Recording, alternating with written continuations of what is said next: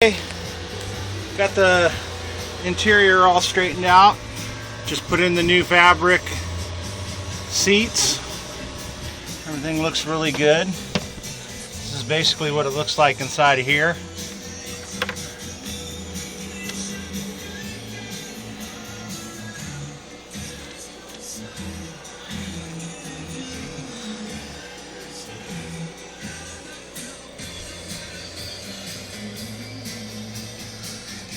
It's got the two extra cushions at the end there for making a bed out of the center here. All you do is remove the table.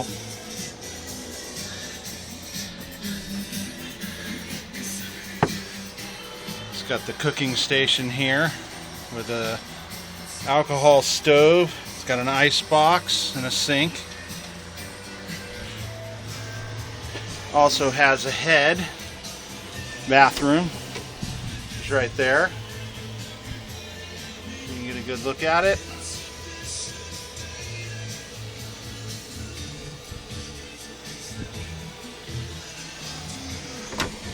And that's about it.